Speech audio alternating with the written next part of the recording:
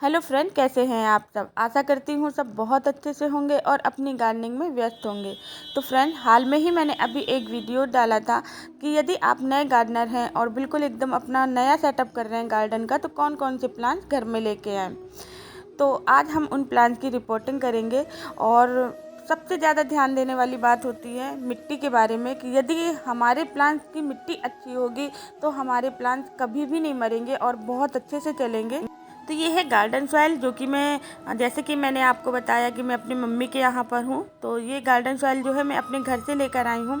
और इसमें मैंने यूज किया है 50% मिट्टी, 25% कोकोपीट, 25% खाद।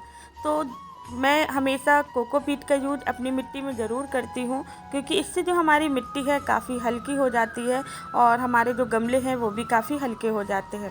इसके बाद ये कुछ सूखी टहनी है, जो हमारे प्लांट सूख जाते हैं, तो उन्हीं की कुछ डंडियां हैं वो लेकर आई हूँ। और यहाँ पर है कुछ पत्थर, तो इनको कैसे यूज करना है वो अभी आपको आगे वीडियोज़ में पता चलने वाला है कि ये पत्थर हमारे कितने ज़्यादा हमारे गार्डनिंग में काम आते हैं। तो कैसे इनको यूज करना है तो वो अभी आपको आगे वीडियोज़ में पता चल जाएगा। तो फ्रेंड, यदि आप एक बार मिट्टी अच्छी बना लेते हैं तो आपको बार बार अपनी मिट्टी चेंज करने की ज़रूरत नहीं पड़ेगी और जो आपके प्लांट्स हैं वो भी काफ़ी हेल्दी ग्रो होंगे। तो यहाँ पर मैं ये ले रही हूँ नीम खली। नीम खली का यूज आपको अपनी मिट्टी में ज़रूर से ज़रूर करना है। यहाँ पर मैंने आधा किलो नीम खली का यूज किया है, इसलिए क्योंकि बारिश का सीज़न है और बारिश में अक्सर हमारे यहाँ कीड़े का बहुत ज़्यादा अटैक हो जाता है मिट्टी में, जिससे धीरे धीरे जो हमारा प्लांट्स है वो भी ख़राब हो जाता है। और कभी कभी ज़्यादा बारिश होने की वजह से फंगस लग जाती है, तो तब भी हमारा प्लांट्स ख़राब हो जाता है। और यहाँ पर मैं ले रही हूँ ये वाइपर है, जो कीड़े भगाने का भी काम करता है और प्लस आपके फंगस पाउडर का भी काम करता है।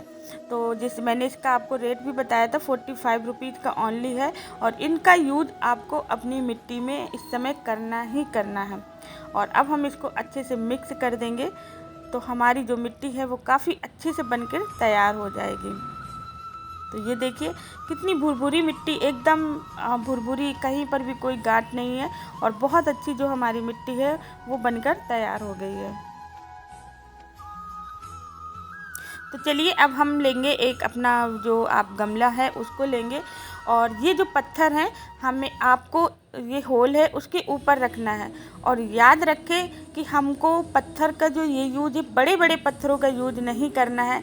जैसे कि आप देख रहे हैं जो ये बड़े पत्थर हैं, यदि आप इसके बड़े पत्थर को इसके होल के ऊपर रख देंगे तो धीरे धीरे ये जो आपका होल है वो बंद हो जाएगा और जो आप पानी डालेंगे तो एक्स्ट्रा पानी है वो होल से नहीं निकल पाएगा। तो इस वजह से हमें क्या करना है, जो अपने पत्थर हैं उनको छोटे छोटे टुकड़े कर लेना है और इस तरीके से आपको रखना है। इससे आपकी जो मिट्टी है वो भी नहीं बहेगी और जो एक्स्ट्रा पानी होगा वो ड्रेन होकर निकल जाएगा। और इसके बाद मैं डालूँगी ये जो आपकी सूखी सूखी टहनी थी, तो इसको डाल दूँगी, क्योंकि हमारे पास मिट्टी कम है और ये बहुत अच्छा ऑप्शन है आपके जो बड़े गमले हैं उनको भरने का। जैसे आपके प्लांट बड़े होंगे वैसे आपकी जो ये नीचे आपने जो टहनी यूज करी है वो खाद के रूप में परिवर्तित हो जाएंगी और आपको बार बार खाद देने की ज़रूरत नहीं पड़ेगी। और इसके ऊपर हम डाल लेंगे मिट्टी। तो मिट्टी से हमें इसे पूरी तरीके से कवरअप कर देना है। तो फ्रेंड्स, जैसे कि मैं आपको बता, मेरे पास इस समय स्टैंड नहीं है, तो मैं एक हाथ से फ़ोन पकड़े हुए हूँ और एक हाथ से ये सब कर रही हूँ। तो हम अब अपनी मिट्टी को पूरी तरीके से कवर कर लेंगे, अच्छे से हाथों से दबा देंगे ताकि जो है जो टहनी है वो ज़्यादा ऊपर ना आए। और इसके बाद हम अपने प्लांट्स की रिपोर्टिंग करेंगे। तो प्लांट की रिपोर्टिंग करते समय एक बात का ज़रूर ध्यान रखना है, यदि आपके प्लांट्स में चिकनी मिट्टी है तो हमें उसे बिल्कुल अभी ही रिमूव कर देना है। जैसे कि आप देख रहे हैं मिट्टी काली मिट्टी है और काली मिट्टी तो हमारे प्लांट्स के लिए बहुत अच्छी है। और अंदर ये जो है बालू का यूज किया है, तो हाँ, इसका मतलब जो ये है बहुत अच्छी मिट्टी है, तो इसको हम ज़्यादा रिमूव नहीं करेंगे। लेकिन कभी कभी क्या होता है, एकदम चिकनी मिट्टी प्लांट्स में लगी होती है, वो हमारे प्लांट्स के लिए हानिकारक होती है, तो उसको हमें रिमूव कर देना है। फिर भी मैंने अपने प्लांट से हल्के हल्के जो मिट्टी है वो ऊपर ऊपर की अलग कर दी है। और अब हम इसको रख देंगे गमले में।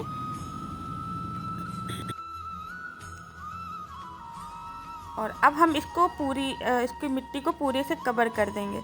तो मिट्टी को कवर करते समय आपको एक बात का बहुत ज़्यादा अच्छे से ध्यान देना है कि यदि आपकी प्लांट की जड़ है वो हमेशा ढकी होनी चाहिए। यदि आपकी प्लांट की जड़ मिट्टी के ऊपर आ जाती है तो या तो वो पानी के संपर्क में आने के बाद ख़राब हो जाती है, या यदि उसे एक्स्ट्रा धूप लगती है तब ख़राब हो जाती है, और इसमें आपके प्लांट के मरने का चांस 100% हो जाता है। तो आपको करना क्या है कि जब भी आप अपने प्लांट की रिपोर्टिंग करें, जो जड़ें होती हैं उसको मिट्टी से पूरी तरीके से कवर कर देना है, तो जिस तरीके से मैंने किया है।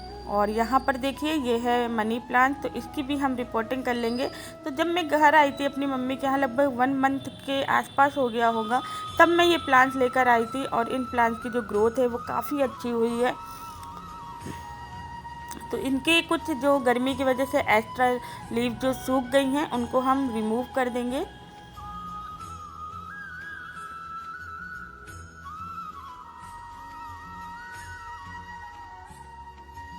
इस प्लांट को मैंने कटिंग से लगाया हुआ है, और इस प्लांट की जो ग्रोथ है वो काफ़ी अच्छी हुई है। और आप इसकी अगर लीव्स देखें तो काफ़ी बड़ी बड़ी हुई है। ये देखिए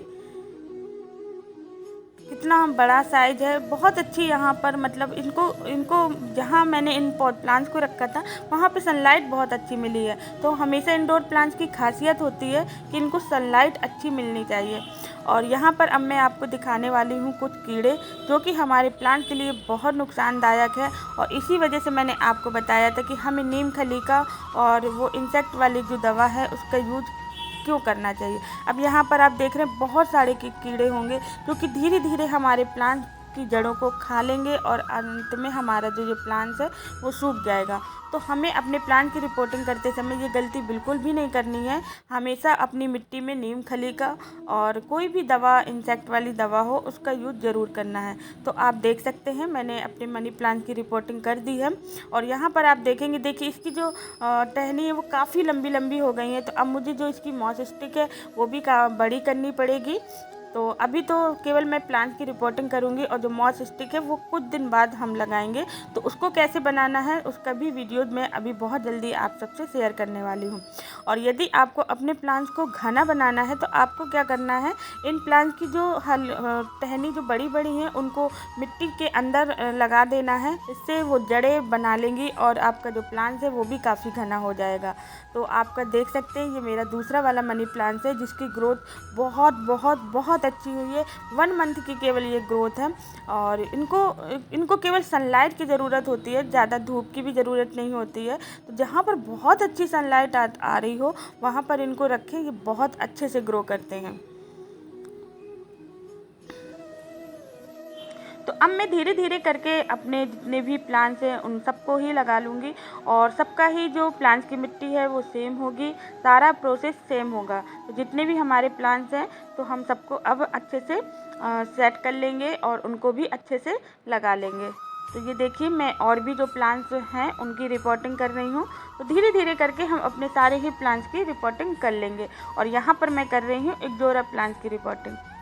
तो सेम प्रोसेस हमें यूज करना है अपने सारे प्लांट्स में। तो यहाँ पर आप देख सकते हैं मैंने अपने सारे प्लांट्स लगा लिए हैं, और इनको मैंने शेड एरिया में रखा हुआ है। यहाँ पर कुछ पॉट्स कम पड़ गए थे जो कि प्लास्टिक के मैं बाद में लेकर आई हूँ, और ये मुझे 20 रुपीज़ में मिले हैं। 10 इंच का पॉट से काफ़ी अच्छे में मिल गए हैं, और मिट्टी भी हमारी कम पड़ गई है। और आप यहाँ पर देख सकते हैं ये कुछ प्लांट्स बच गए हैं जिनको अब मैं अपने घर ले जाने वाली हूँ, और वहीं पर इन प्लांट्स को लगा दूँगी। फिर इसके बाद जब भी कभी मुझे मम्मी के यहाँ आना होगा तो मैं उनको ले आऊँगी, क्योंकि यहाँ पर अगर ऐसे ही रख दिए तो ये प्लांट्स ख़राब हो जाएंगे। तो इस वजह से मैं इनको अब अपने घर ले जाने वाली हूँ। तो प्लांट की रिपोर्टिंग के बाद हमेशा आप इनको शेड एरिया में ही रखें, और 1 हफ्ते के बाद हमें इन्हें अच्छे से धूप दिखाना है ताकि प्लांट्स अच्छे से ग्रो हों।